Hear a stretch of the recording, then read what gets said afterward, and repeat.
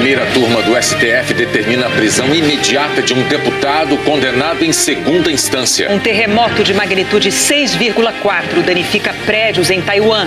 2 pistas de um viaduto desabam na área central de Brasília. Lançado o foguete mais potente da história da indústria aeroespacial. Pesquisadores fazem diagnóstico de depressão com exame de imagem. O ministro Luiz Fux assume a presidência do Tribunal Superior Eleitoral. Traficantes com fuzis ameaçam instalações da Marinha no Rio de Janeiro. Morrem baleados os cidadãos fluminenses Emily e Jeremias. Uma criança de 3 anos e um adolescente de 13. Vias expressas voltam a ser paralisadas pelo terror dos tiroteios.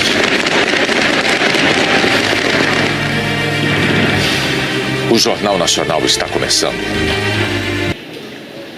Um centro de instrução da Marinha foi alvo de traficantes no Rio de Janeiro. De um lado, a portaria do crime. Do outro, a guarita do quartel da Marinha. A uma rua de distância, menos de 10 metros. É isso mesmo. O flagrante é do Globocop hoje de manhã. A favela Kelsons, na Penha, zona norte do Rio, é dominada por traficantes. A entrada principal é guardada por 2 criminosos. O homem que está atrás de uma barricada segura um fuzil. Apenas o muro separa os dois do Centro de Instrução Almirante Alexandrino, onde estudam centenas de recrutas. O centro diz que forma praças para o exercício, na paz e na guerra, das funções previstas nas organizações militares da Marinha. Mas o absurdo dessa imagem vai além do que você vê. Militares contaram que no mês passado um criminoso sentou no muro que separa o quartel da favela e, armado com uma pistola, ordenou que quase 500 recrutas parassem a atividade física, porque o barulho estava incomodando. Há relatos também de que criminosos atiraram contra o centro de instrução. As informações estão num inquérito da Marinha que investiga os episódios e deve ser concluído até o fim do mês. O G1, o portal de notícias da Globo, teve acesso ao documento. No dia 24 de janeiro, foram pelo menos 3 disparos direcionados para o interior do centro de instrução. O instrutor e os alunos correram em busca de abrigo. Os tiros atingiram o gramado próximo à tropa e foram efetuados por um homem apoiado no muro. No mesmo dia, 2 tiros atingiram um ambulatório naval. Um dos disparos passou a 30 centímetros de um cilindro de oxigênio, atingindo um leito de emergência. Ninguém ficou ferido. Os militares também relataram que perceberam maior quantidade de armamento e grau elevado de agressividade dos bandidos, que realizam disparos a esmo ou para qualquer ponto que interpretem como ameaça. Os ataques atingem justamente uma das forças convocadas para ajudar na segurança pública do Rio. Marinha, Exército e Aeronáutica participam de operações com as polícias do Estado há 6 meses.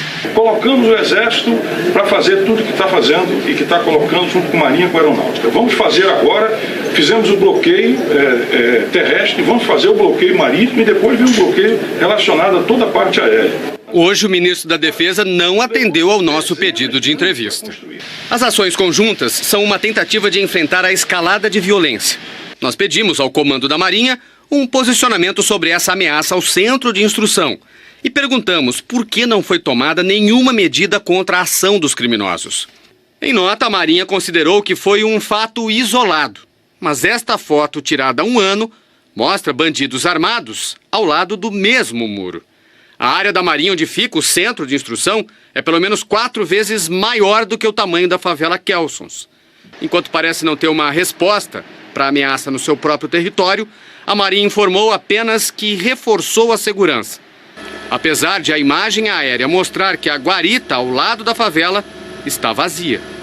A Secretaria de Segurança informou que mantém contato permanente com as Forças Armadas, mas não recebeu qualquer comunicado sobre ameaças ao Centro de Instrução Almirante Alexandrino. Hoje, foi a Polícia Militar que ajudou a Marinha. PMs prenderam o homem que estava com o fuzil, ao lado do Centro de Formação de Recrutas. O cidadão brasileiro Jeremias Moraes da Silva tinha 13 anos de idade. A cidadã Emily Sofia era bem mais novinha, tinha só 3. Os dois moravam no estado do Rio de Janeiro e foram assassinados nesta terça-feira. Emily gostava de cor-de-rosa. Era a cor da bicicleta, da roupa, do enfeite no cabelo. Ela tinha só 3 anos. Ainda era muito cedo para saber que o mundo não era da sua cor preferida. Emily morreu nesta madrugada, atingida pela violência de uma cidade que a cada dia ganha cores mais tristes. A parada para um lanche foi o último passeio da família completa.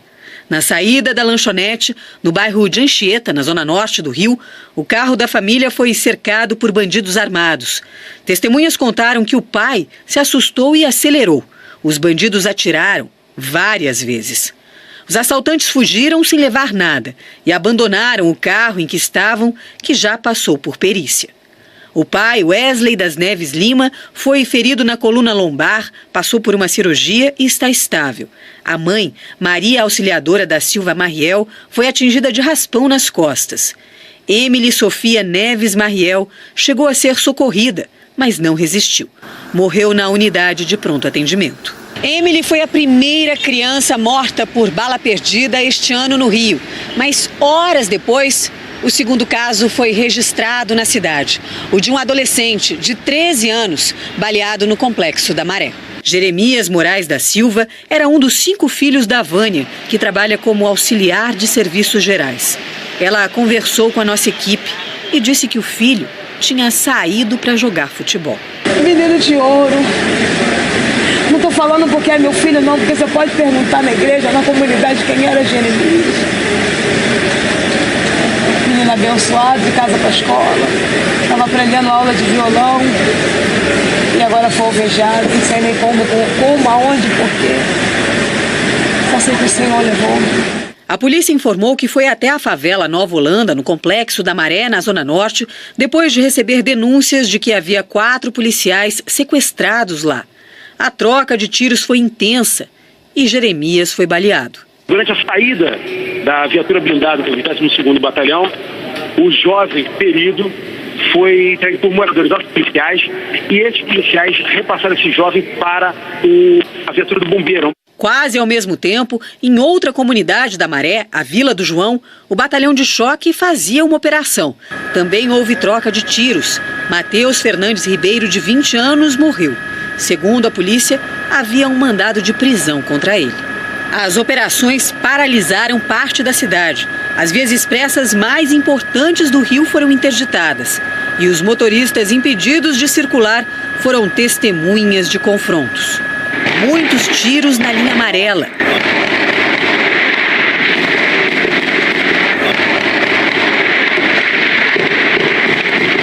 Vai verão. Na linha vermelha, na altura da Maré. Mais uma vez a linha amarela, vermelha parada aí. Até quando? Aí, ó. É muito tiro, meu irmão. E dentro do complexo de favelas. Suspeitos estão foragidos. A Procuradora-Geral da República, Raquel Dodge, se emocionou hoje ao defender o combate exatamente ao trabalho escravo. Ela lembrou a edição de uma portaria do governo Temer que afrouxou as regras de fiscalização e controle. Essa medida recebeu tantas críticas que no fim do ano passado o governo acabou tendo que recuar. Dodge disse que o combate à escravidão é uma prioridade do Ministério Público. Um momento de realmente reafirmarmos o nosso compromisso contra o trabalho escravo, contra a impunidade. Esse é o nosso dever. Não fazemos nisso tudo mais do que o nosso trabalho, mas temos sempre que fazê-lo com muito gosto, com muito empenho, com muito foco e com muita prioridade. Eu queria que soubessem que nesses próximos 2 anos, não sei porque eu sempre me emociono, esta é uma prioridade. Muito obrigada. 2 pistas de um viaduto na região central de Brasília desabaram e estudos já tinham encontrado problemas estruturais. Essas imagens do viaduto foram feitas por um motorista. O desabamento foi às 11h45 da manhã. Uma câmera de trânsito registrou os carros desviando. Quem andava por perto levou um susto. Caiu a pista inteira. Visto do alto, o viaduto ficou assim. Ele fica no eixo rodoviário, conhecido como Eixão, que atravessa Brasília de norte a sul, perto do Banco Central e do Eixo Monumental, a avenida que leva aos ministérios e palácios na Esplanada. Até a Praça dos Três Poderes são 3 quilômetros. Não houve vítimas, apenas carros estacionados foram atingidos. Lindbergh saiu do carro minutos antes. A gente dá graças a Deus por estar vivo e as outras questões a gente corre atrás. Daqui desse lado a gente tem uma ideia melhor do desabamento e dá para ver bem as duas faixas da pista que vieram abaixo.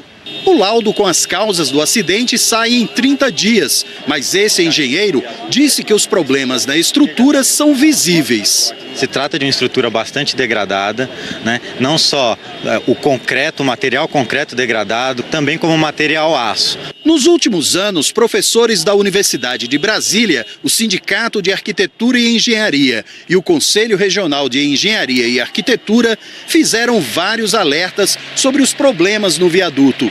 Em 2012, no governo do petista Agnello Queiroz, o Tribunal de Contas do Distrito Federal apontou que o viaduto precisava de reparos e manutenção urgentes. Fotos mostravam a situação precária. Hoje, pouco depois do desabamento, o governador Rodrigo Hollenberg, do PSB, visitou a área e reconheceu que nada foi feito. Brasília é uma cidade que está envelhecendo, uma cidade feita de concreto. Nós, já desde o início do governo, nós fizemos manutenção e reforço de estrutura em alguns viadutos aqui do centro, próximo da rodoviária. Infelizmente, esse ainda não tinha recebido a manutenção. O ex-governador do Distrito Federal, Agnello Queiroz, declarou que durante a gestão dele, todas as providências legais e administrativas necessárias foram adotadas na manutenção dos bens públicos. Um terremoto matou 2 pessoas e feriu mais de 100 em Taiwan. O tremor de magnitude 6,4 foi registrado a aproximadamente 20 quilômetros da cidade de Hualien. Parte de um hotel desabou e mais 4 prédios sofreram danos estruturais. Equipes de resgate estão na área procurando sobreviventes. Vamos saber da previsão do tempo com a Maju Coutinho, lá em São Paulo. Oi, Maju, boa noite. O calorão deu uma amenizada em algumas cidades, não? Deu sim, Renata. Boa noite para você, para o Bonner e para todos. Olha só, São Paulo, Brasília, Curitiba, Vitória, nem parece que tiveram uma terça-feira de verão. As temperaturas ficaram mais amenas nessas capitais. A calorenta Palmas, por exemplo, registrou 24,8 graus de máxima, quase 6 graus abaixo aí do normal. É que choveu o dia todo por lá e as nuvens aqui carregadas tamparam a luz solar. Mas apesar da temperatura estar abaixo da média, vale destacar que é no verão que são registradas as máximas mais baixas lá em Palmas mesmo. É só entre o final do inverno e o começo aí da primavera, quando tem muito sol e pouca chuva, que a média é bem alta, chega a 35,2. Amanhã o sol deve reaparecer, faz 32 graus lá em Palmas, mesma máxima do Rio de Janeiro, onde o sol também aparece mais, mas ainda pode chover a qualquer hora e tem previsão de névoa pela manhã. São Paulo também pode começar aí o dia embaçada. À tarde tem a volta das pancadas aqui para a capital paulista. Esquenta um pouco, 27 graus.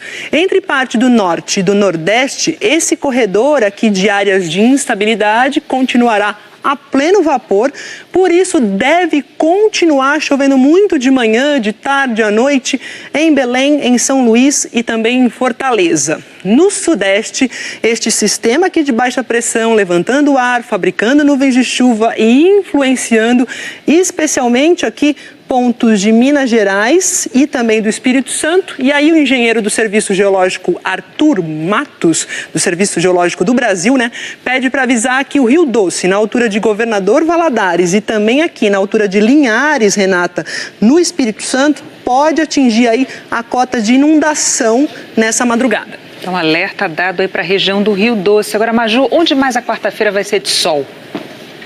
Vamos lá, quarta-feira de sol em tempo integral em parte do Rio Grande do Sul, sendo que no oeste do estado aí continua valendo aquele aviso de umidade relativa do ar bem baixa à tarde.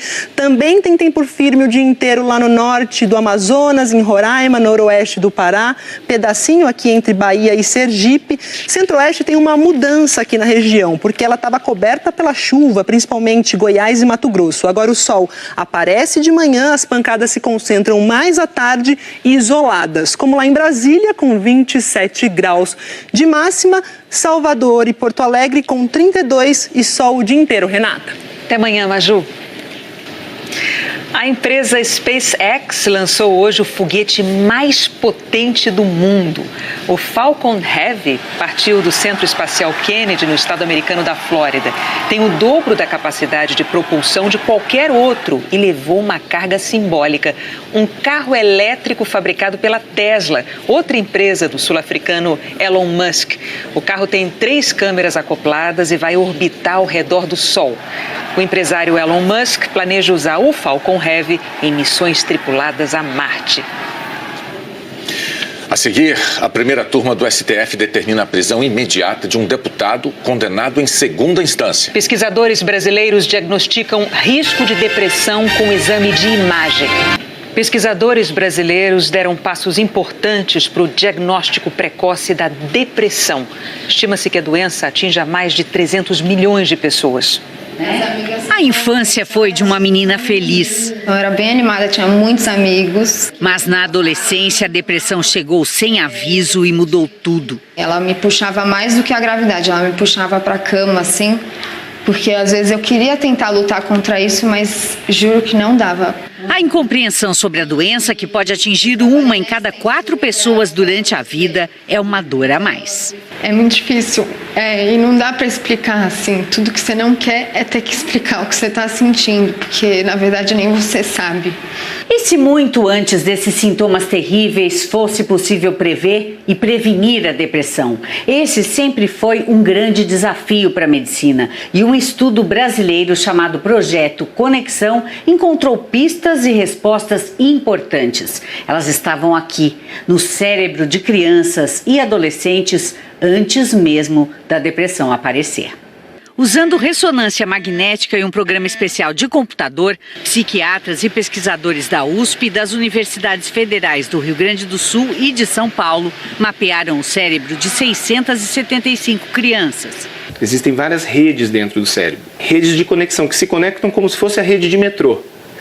E elas são responsáveis por comunicar toda a informação que nós temos e processamos dentro do cérebro. O estudo, publicado no Jornal da Associação Americana de Psiquiatria, revelou que a rede responsável pelo sistema de recompensa e motivação do cérebro tem um padrão diferente de atividade que indica a tendência à depressão, o que foi possível identificar graças ao longo tempo da pesquisa que começou em 2009. A avaliação, depois de 3 anos, mostrou que 53 jovens apresentavam um quadro de depressão.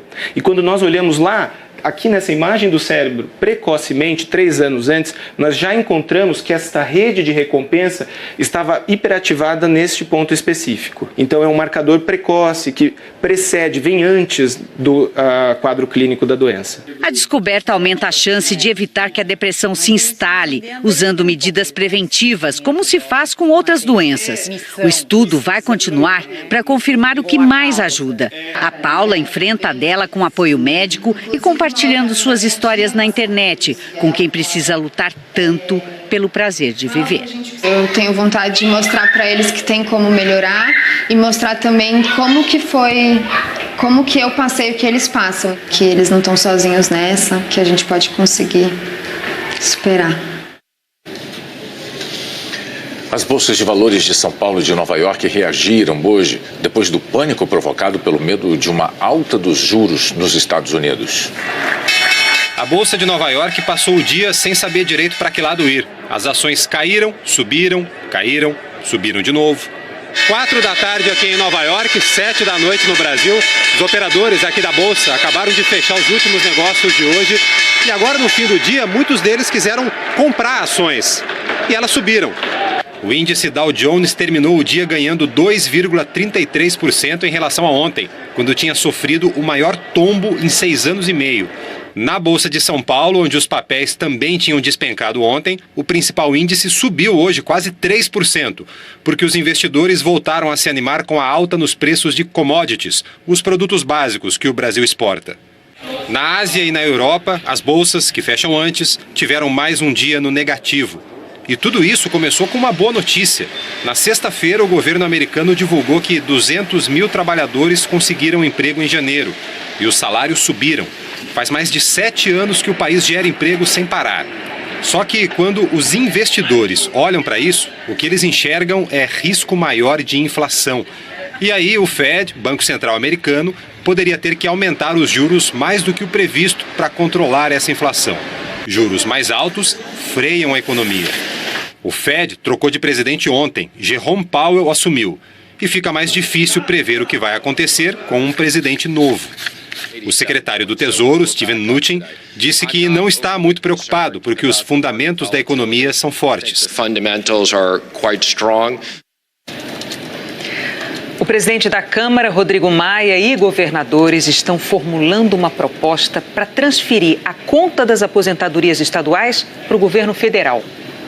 A proposta foi discutida na reunião de ontem de governadores com o presidente da Câmara, Rodrigo Maia, que pediu a técnicos para construir uma solução. Os estados querem separar a folha salarial dos funcionários da ativa da folha de pagamento dos aposentados. Para isso, seria criado um fundo de compensação previdenciária. Os servidores, inclusive os aposentados, fariam contribuições mensais. Os estados abasteceriam o fundo com imóveis e outros ativos financeiros. Esse patrimônio passaria por um processo de securitização, ou seja, seria reunido e vendido no mercado em forma de cotas. O modelo é semelhante ao dos fundos de pensão das estatais, como o Petros da Petrobras. A questão é que essa fórmula serviria para pagar os futuros aposentados. Para garantir o pagamento das atuais aposentadorias e pensões, os governadores querem que o governo federal entre com dinheiro, como alertou hoje Miriam Leitão no Bom Dia Brasil. A capitalização do fundo previdenciário obrigaria o governo federal e, por consequência, todos os brasileiros que pagam imposto a bancar uma conta que pode chegar a 400 bilhões de reais. Os governadores dizem que também vão assumir responsabilidades. Uma agenda que esteja relacionada à criação de um fundo de compensação previdenciária, algo novo, está sendo preparado na Câmara, e também a própria securitização das dívidas ativas dos estados. O déficit é crescente. Em Goiás, por exemplo, nós esperávamos um déficit de 1.960 para 2017, na área previdenciária, e o déficit foi de 2 bilhões e 90. E isso acontece em todos os estados do Brasil. Esse economista disse que só se pode pensar num socorro do governo federal se houver contrapartida dos estados e compromisso com o dinheiro público. É importante evitar essa solução, onde os estados saiam impunes dos erros que cometeram. É possível desenhar os fundos penalizando os estados que forem responsáveis. É possível exigir que eles privatizem, é possível exigir que passe patrimônio para os fundos, é possível limitar a ajuda da União por alguma contrapartida dos estados. A proposta do Fundo de Compensação Previdenciária foi duramente criticada pelo relator da reforma da Previdência, deputado Arthur Maia. É uma proposta indecente, porque, na verdade, a proposta consiste basicamente em tirar todo o peso da dívida previdenciária acumulada pelos estados, que não tomaram sequer mínimas medidas para conter o aumento da dívida autuarial e agora querem jogar tudo nas costas da União. Arthur Maia vai apresentar o texto final da reforma da Previdência amanhã, em uma reunião na residência do presidente da Câmara, Rodrigo Maia. A reforma tem 2 eixos centrais. Um deles é a idade mínima de aposentadoria, 65 anos para os homens e 62 anos para as mulheres, com uma regra de transição para quem já está na ativa. O outro é igualar as aposentadorias dos setores público e privado. O ministro Gilmar Mendes, do Supremo Tribunal Federal, homologou hoje o acordo que encerra a disputa judicial entre poupadores e bancos por causa dos prejuízos com planos econômicos fracassados das décadas de 1980 e 90. Os bancos se comprometeram a pagar cerca de 12 bilhões de reais de indenizações a milhares de poupadores e herdeiros que vão ter 2 anos para aderir ao acordo e desistir das ações na justiça. A defesa do ex-presidente Lula recebeu o passaporte dele, que tinha sido apreendido no âmbito do processo que apura o suposto tráfico de influência na compra de aviões militares suecos. A devolução foi determinada na semana passada pelo juiz Bruno Apolinário, do Tribunal Regional Federal da 1ª Região, em Brasília. O Tribunal Regional Federal da 4ª Região publicou hoje a decisão que condenou o ex-presidente Lula a 12 anos e 1 mês de prisão no caso do triplex em Guarujá. Com isso, fica aberto o prazo para que Lula possa recorrer. O documento de 6 páginas faz um resumo da denúncia e dos argumentos da defesa no julgamento do recurso do ex-presidente Luiz Inácio Lula da Silva no caso do triplex do Guarujá. No acórdão, como é chamado à íntegra, os desembargadores afirmam que a denúncia é bastante clara e indica todas as circunstâncias em que teriam sido cometidos os crimes de corrupção e de lavagem de dinheiro. Todos os temas que permeiam as condutas imputadas foram exaustivamente avaliados na sentença, não havendo ausência de correlação entre denúncia e sentença, diz o texto. Os advogados do ex-presidente Lula foram intimados hoje. Amanhã começa a contar o prazo de até 12 dias úteis para que eles entrem com os chamados embargos de declaração. Questionamentos de pontos do julgamento, mas que não alteram o resultado.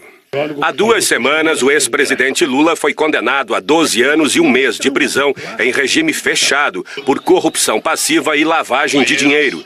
No dia do julgamento, o relator do caso determinou que Lula comece a cumprir a pena depois de esgotados os recursos no TRF-4, que em média leva 2 meses para analisar embargos de declaração.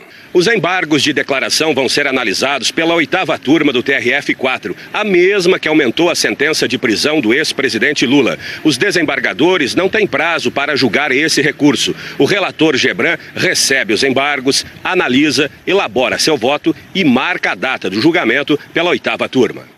Desde dezembro de 2016, o TRF-4 segue uma súmula com base no mesmo entendimento do Supremo Tribunal Federal, em que réus condenados em segunda instância podem começar a cumprir a pena, assim que todos os recursos se esgotarem no próprio tribunal, mesmo com direito a recorrer a tribunais superiores. A confirmação da condenação em segunda instância enquadrou o ex-presidente na lei da ficha limpa, e essa condição impede a candidatura dele à presidência da República, mas só depois de esgotados os recursos junto a tribunais superiores.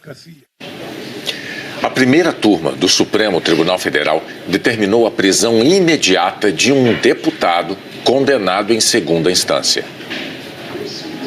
A primeira turma do Supremo Tribunal Federal analisou um recurso do deputado federal João Rodrigues, do PSD. Ele foi condenado em 2009 pelo Tribunal Regional Federal da 4ª Região a 5 anos e 3 meses, em regime semiaberto, por fraude e dispensa à licitação, quando era prefeito da cidade de Pinhalzinho, em Santa Catarina. Tentando evitar a prisão, a defesa fez pelo menos 6 recursos. Hoje, por 3 votos a 2, os ministros atenderam a um pedido da Procuradoria-Geral da República e determinaram a execução provisória da pena, ou seja, o deputado será preso uma vez que está condenado em segunda instância. Votaram a favor da prisão os ministros Luiz Fux, Luiz Roberto Barroso e Alexandre de Moraes, e contra Marco Aurélio Mello e Rosa Weber. O voto que mais chamou a atenção foi do ministro Alexandre de Moraes. Ele é o único ministro da formação atual do Supremo que não participou do julgamento que, por 6 votos a 5, autorizou a execução da pena após condenação em segunda instância. Moraes chegou ao STF em substituição a Teori Zavascki depois do julgamento de 2016. Em livros e na sabatina que aprovou o seu nome no Senado, Moraes já havia defendido a prisão nestas condições. No julgamento de hoje, ele reafirmou a posição. O ministro disse que a prisão em segunda instância não fere o princípio da presunção de inocência, já que o condenado pode continuar recorrendo em instâncias superiores. Eu entendo a possibilidade, a constitucionalidade da execução provisória da pena privativa de liberdade, proferida em sentença condenatória em segundo grau. O princípio da presunção de inocência é que haja pelo menos 2 julgamentos de mérito. Haja necessidade de 2 cortes, primeira e segunda instâncias, com análise plena de mérito. O ex-presidente Lula, igualmente condenado em segunda instância, também entrou com recurso no Supremo para tentar evitar a prisão antes de julgados todos os recursos nos tribunais superiores. No caso de Lula, o relator é o ministro Edson Fachin, que pode decidir sozinho ou levar a questão à segunda turma, que é responsável pelos casos da Lava Jato. A defesa do deputado João Rodrigues disse que ele considerou a decisão do Supremo uma injustiça, mas que vai honrar o compromisso de se entregar à Polícia Federal assim que for comunicado oficialmente. O ministro Luiz Fux, do Supremo Tribunal Federal, tomou posse hoje como presidente do Tribunal Superior Eleitoral. Vai ser um período curto como presidente do TSE, mas com uma missão gigante: comandar a Justiça Eleitoral durante os meses que antecedem as eleições para deputado estadual e federal, senador, governador e presidente da República. Luiz Fux nasceu no Rio de Janeiro em 1953 e completará 65 anos em abril. Se formou em Direito pela Universidade do Estado do Rio de Janeiro em 1976. Exerceu a advocacia por 2 anos. Foi promotor de justiça por mais 3, até ingressar na magistratura em 1983 como juiz estadual. Antes de ingressar no STF em 2011, Fux passou 10 anos no Superior Tribunal de Justiça, o STJ, onde atuou sobretudo em matérias de direito civil. O ministro é professor livre docente da área civil e coordenou o grupo de trabalho do Congresso que formulou o novo Código de Processo Civil, sancionado em 2015. No campo eleitoral, Fux se projetou no STF como defensor da aplicação rígida da Lei da Ficha Limpa, aprovada em 2010. Essa lei impede a candidatura de políticos condenados por crimes em segunda instância. A presidência do TSE é rotativa entre os ministros do STF. Assim, Luiz Fux assumirá o lugar ocupado nos últimos 2 anos pelo ministro Gilmar Mendes. A presidência de Fux só vai durar 6 meses, porque em 15 de agosto termina o período dele no TSE, que é de 4 anos. A partir daí, Fux será substituído pela ministra Rosa Weber, atual vice-presidente deste tribunal. Mas até lá, ele vai ter muito trabalho. Caberá ao novo presidente do TSE administrar a logística da distribuição das urnas eletrônicas. Além disso, é ele quem vai pautar os temas a serem votados, como impugnações de candidaturas, pedidos de direito de resposta e propaganda irregular. Hoje, na posse, o novo presidente do TSE disse que vai concentrar esforços na educação do eleitor. Ele pretende buscar parcerias com tribunais regionais eleitorais. O objetivo será promover caravanas pelo interior do país para que juízes, promotores, advogados e servidores alertem os eleitores contra a compra de votos e o financiamento ilegal de campanhas, além de reforçar o cadastro biométrico. O momento é especial e desafiador para o país.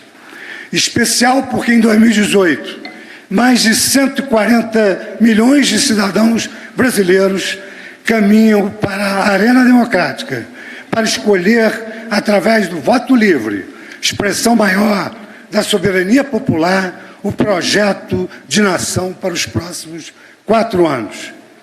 Desafiador, porque teremos uma eleição presidencial que se preanuncia como a mais espinhosa e, por que não dizer, a mais imprevisível desde 1989. Luiz Fux também pretende se empenhar no combate às notícias falsas, as chamadas fake news, que podem afetar a lisura da disputa eleitoral. Para conter a disseminação das fake news, Fux pretende reforçar parcerias com a Polícia Federal e o Ministério Público, incentivando o grupo já criado por Gilmar Mendes a estudar formas legais de retirar falsos conteúdos da internet. Entre as grandes preocupações da Justiça Eleitoral está a fiscalização sobre a aplicação dos recursos públicos. Mas o maior foco deverá ser a aplicação da Lei da Ficha Limpa, principalmente depois da condenação em janeiro do ex-presidente Luiz Inácio Lula da Silva pelo TRF4. O prazo para oficialização de candidaturas acaba dia 15 de agosto, último dia de Fux na presidência do TSE. A atuação proativa do Tribunal Superior Eleitoral estará alicerçada em pilares fundamentais, quais sejam aplicar sem hesitação a lei da ficha limpa nas eleições de 2018 e combater as notícias falsas, as tão propaladas fake news. A abertura oficial do Carnaval de Salvador é na quinta-feira. Essa cidade já vive o clima de festa. Eles desembarcam vindos de vários países e de todo o canto do Brasil. E já chegam buscando a fantasia para brincar. Nem foi no hotel? Vim direto do aeroporto retirar meus abadás. 2 kits da festa? Para curtir tudo em Salvador, pipoca, camarote, bloco. Animado então? Muito! E o que é animação para muitos é a chance de muita gente trabalhar. Só os blocos e os camarotes abrem 60 mil vagas temporárias. Isso ajuda na renda familiar, ajuda a pequenas despesas dentro de casa, uma mensalidade de faculdade, transporte, etc. É o caso de Rafael, um baiano que estuda no sul do Brasil. Todo ano eu venho de Santa Catarina trabalhar aqui no Carnaval, ganhar um dinheirinho para me ajudar a sustentar na faculdade de lá. Oficialmente, o Carnaval será aberto na quinta-feira, mas a brincadeira começou desde o domingo. Mais dias de festa, mais dinheiro circulando na cidade. A expectativa é de que a receita gerada pelo Carnaval deste ano seja entre 10% e 15% maior que a do ano passado. Os donos de hotéis já comemoram. Os que ficam na região do Circuito da Folia estão todos lotados. 100% de ocupação. Para a hotelaria baiana, este é o melhor verão dos últimos 6 anos. Pelos cálculos da prefeitura, Salvador está recebendo neste carnaval cerca de 800 mil visitantes.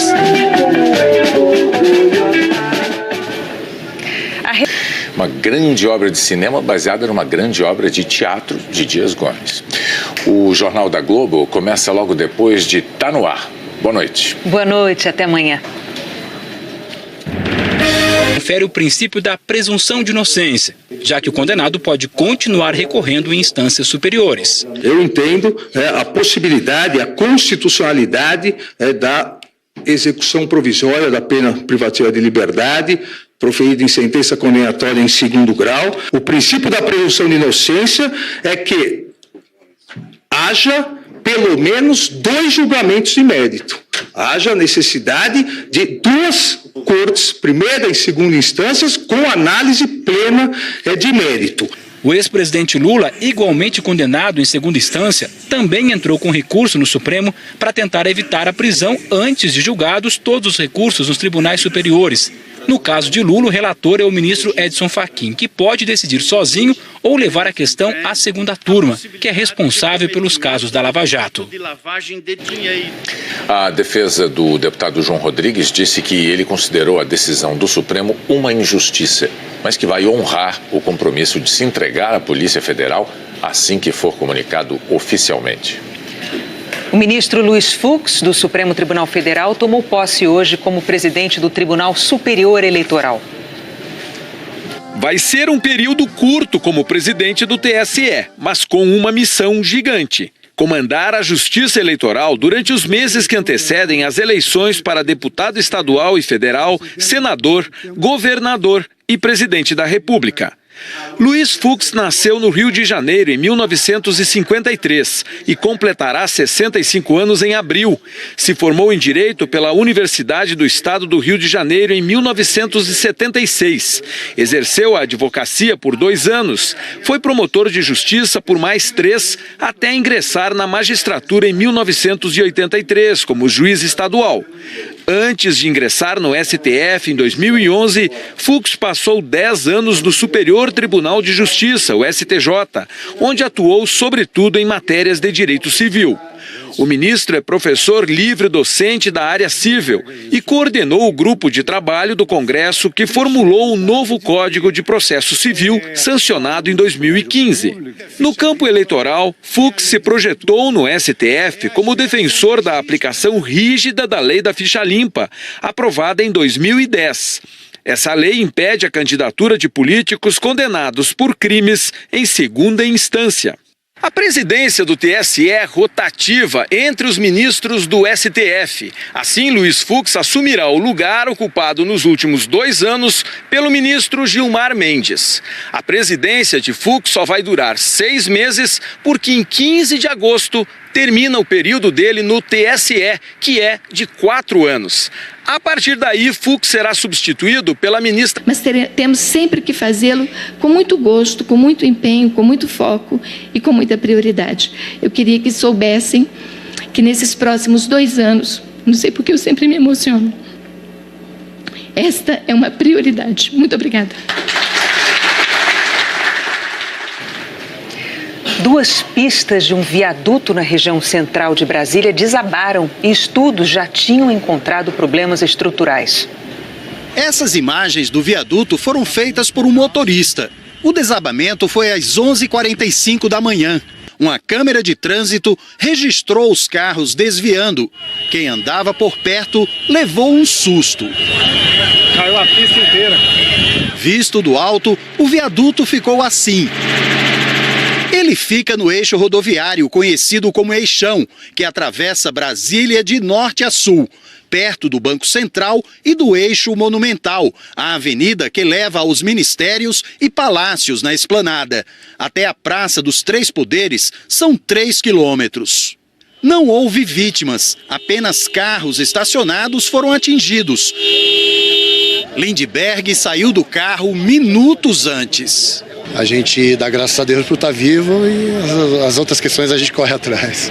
Daqui desse lado a gente tem uma ideia melhor do desabamento e dá para ver bem as duas faixas da pista que vieram abaixo.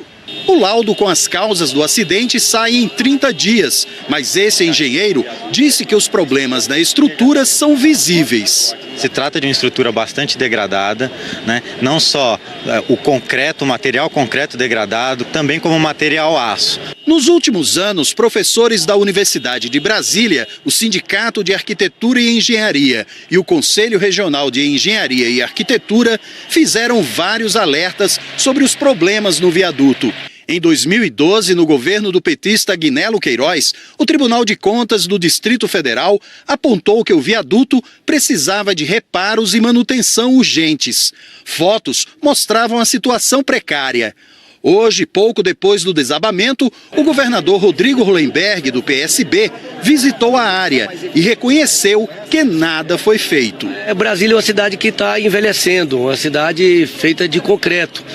Nós, já desde o início do governo, nós fizemos manutenção e reforço de estrutura em alguns viadutos aqui do centro, próximo da rodoviária. Infelizmente, esse ainda não tinha recebido a manutenção. O ex-governador do Distrito Federal, Agnello Queiroz, declarou que durante a gestão dele, todas as providências legais e administrativas necessárias foram adotadas na manutenção dos bens públicos. Um terremoto matou 2 pessoas e feriu mais de 100 em Taiwan. O tremor de magnitude 6,4. 7 graus de máxima, Salvador e Porto Alegre com 32 e sol o dia inteiro. Renata. Até amanhã, Maju. A empresa SpaceX lançou hoje o foguete mais potente do mundo. O Falcon Heavy partiu do Centro Espacial Kennedy, no estado americano da Flórida. Tem o dobro da capacidade de propulsão de qualquer outro e levou uma carga simbólica. Um carro elétrico fabricado pela Tesla, outra empresa do sul-africano Elon Musk. O carro tem 3 câmeras acopladas e vai orbitar ao redor do Sol. O empresário Elon Musk planeja usar o Falcon Heavy em missões tripuladas a Marte. A seguir, a primeira turma do STF determina a prisão imediata de um deputado condenado em segunda instância. Pesquisadores brasileiros diagnosticam risco de depressão com exame de imagem. Pesquisadores brasileiros deram passos importantes para o diagnóstico precoce da depressão. Estima-se que a doença atinja mais de 300 milhões de pessoas. A infância foi de uma menina feliz. Eu era bem animada, tinha muitos amigos. Mas na adolescência a depressão chegou sem aviso e mudou tudo. Ela me puxava mais do que a gravidade, ela me puxava para a cama, assim, porque às vezes eu queria tentar lutar contra isso, mas juro que não dava. A incompreensão sobre a doença, que pode atingir 1 em cada 4 pessoas durante a vida, é uma dor a mais. É muito difícil e não dá para explicar assim. Tudo que você não quer é ter que explicar o que você está sentindo, porque na verdade nem você sabe. E se muito antes desses sintomas terríveis fosse possível prever e prevenir a depressão? Esse sempre foi um grande desafio para a medicina. E um estudo brasileiro chamado Projeto Conexão encontrou pistas e respostas importantes. Elas estavam aqui, no cérebro de crianças e adolescentes, antes mesmo da depressão aparecer. Usando ressonância magnética e um programa especial de computador, psiquiatras e pesquisadores da USP e das universidades federais do Rio Grande do Sul e de São Paulo mapearam o cérebro de 675 crianças. Existem várias redes dentro do cérebro, redes de conexão que se conectam como se fosse a rede de metrô, né? E elas são responsáveis por comunicar toda a informação que nós temos e processamos dentro do cérebro. O estudo, publicado no Jornal da Associação Americana de Psiquiatria, revelou que a rede responsável pelo sistema de recompensa e motivação do cérebro tem um padrão diferente de atividade que indica a tendência à depressão, o que foi possível identificar graças ao longo tempo da pesquisa que começou em 2009. A avaliação, depois de 3 anos, mostrou que 53 jovens apresentavam um quadro de depressão. E quando nós olhamos lá...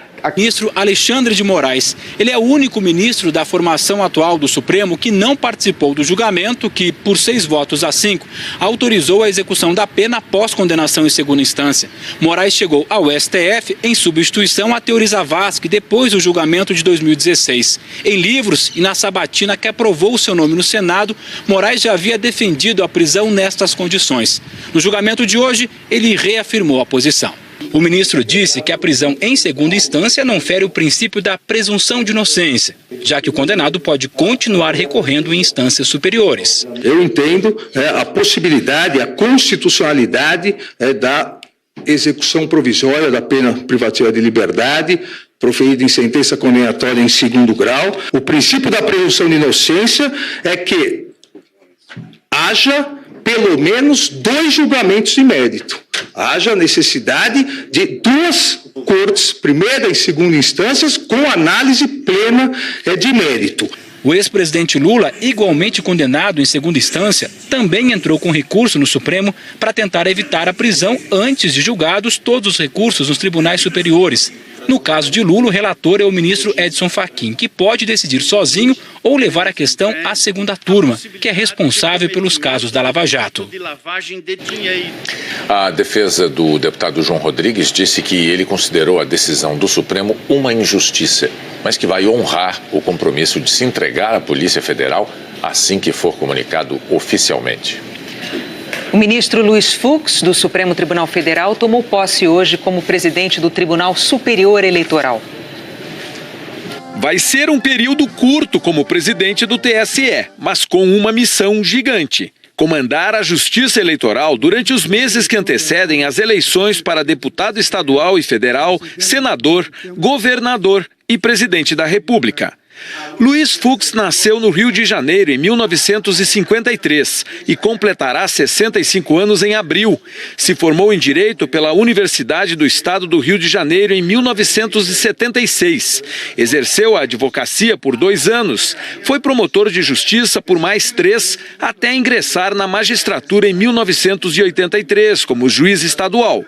Antes de ingressar no STF em 2011, Fux passou 10 anos no Superior Tribunal de Justiça, o STJ, onde atuou sobretudo em matérias de direito civil.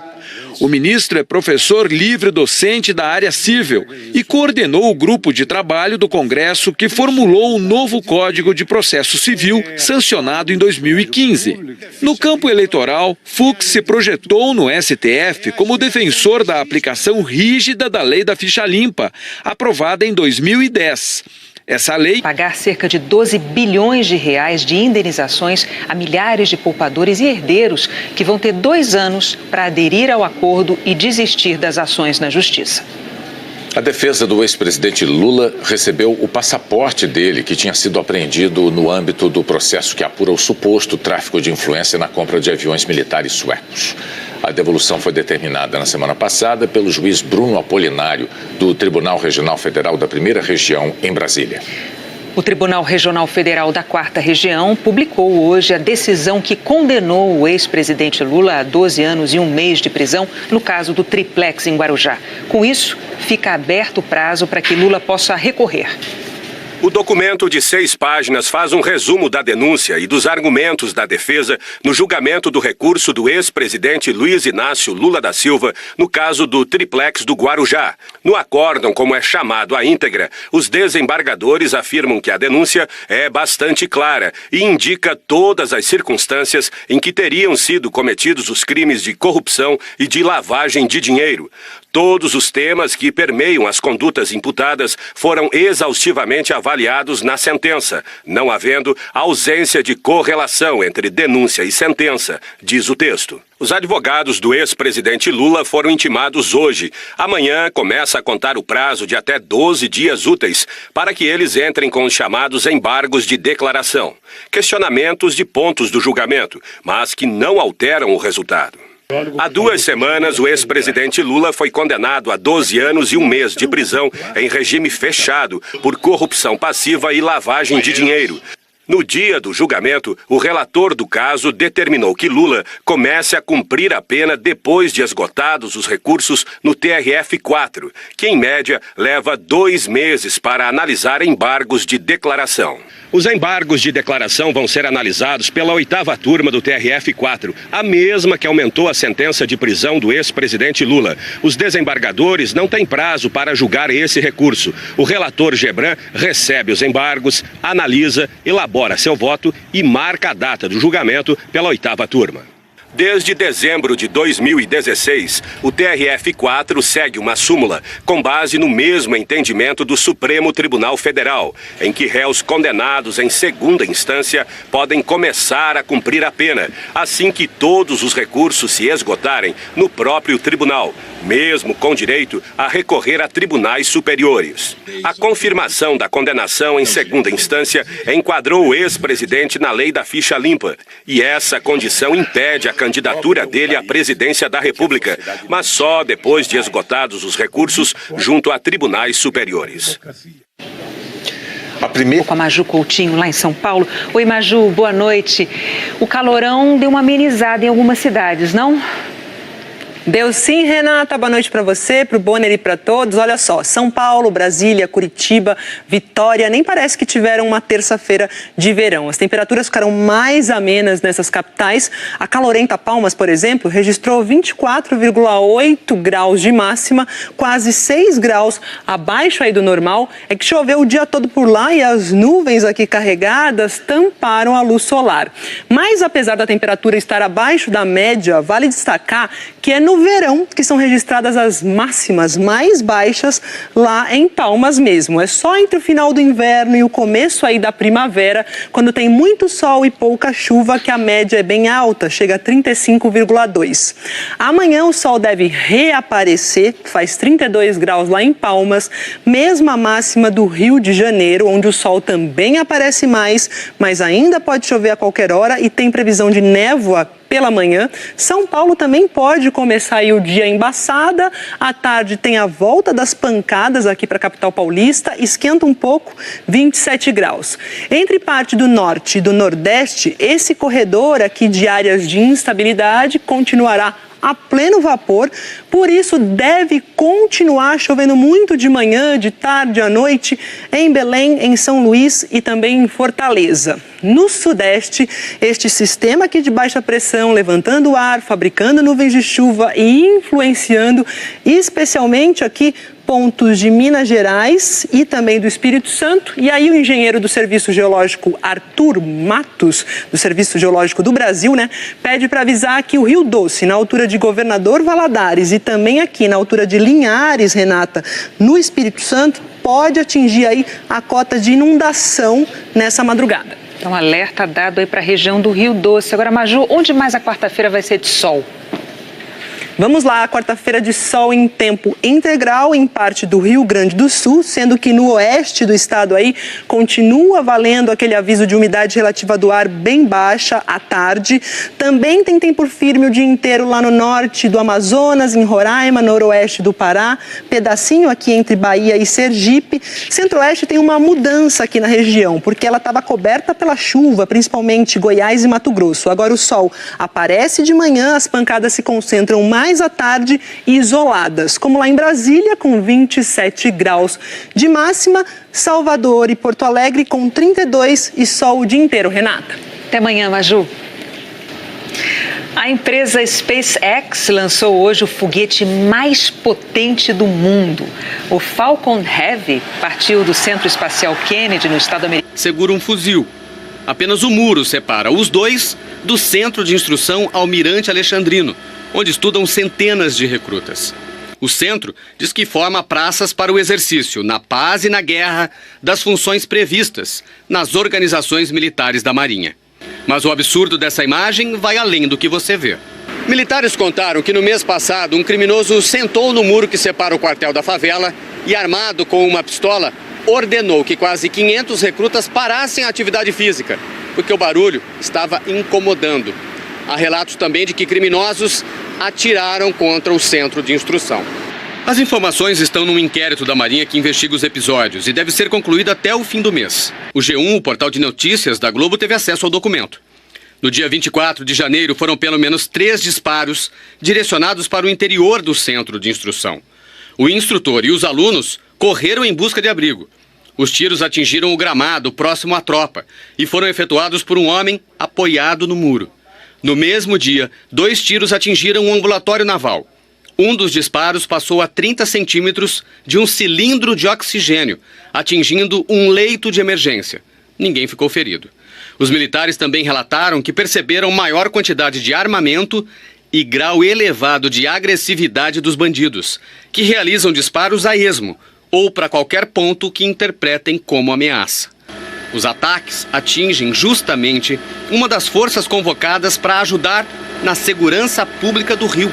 Marinha, Exército e Aeronáutica participam de operações com as polícias do Estado há 6 meses.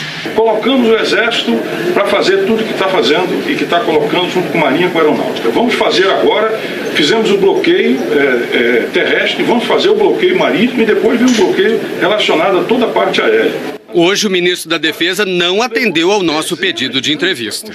As ações conjuntas são uma tentativa de enfrentar a escalada de violência. Nós pedimos ao comando da Marinha um posicionamento sobre essa ameaça ao centro de instrução e perguntamos por que não foi tomada nenhuma medida contra a ação dos criminosos. Em nota, a Marinha considerou que foi um fato isolado, mas esta foto, tirada há 1 ano, mostra bandidos armados ao lado do mesmo muro. A área da Marinha onde fica o centro de instrução é pelo menos 4 vezes maior do que o tamanho da favela Kelsons. Enquanto parece não ter uma resposta para a ameaça no seu próprio território, a Marinha informou apenas que reforçou a segurança. Apesar de a imagem aérea mostrar que a guarita ao lado da favela está vazia. A Secretaria de Segurança informou que mantém contato permanente com as Forças Armadas, mas não recebeu qualquer comunicado sobre ameaças ao Centro de Instrução Almirante Alexandrino. Hoje, eles fazem diagnóstico de depressão com exame de imagem. O ministro Luiz Fux assume a presidência do Tribunal Superior Eleitoral. Traficantes com fuzis ameaçam instalações da Marinha no Rio de Janeiro. Morrem baleados os cidadãos fluminenses Emily e Jeremias. Uma criança de 3 anos e um adolescente de 13. Vias expressas voltam a ser paralisadas pelo terror dos tiroteios.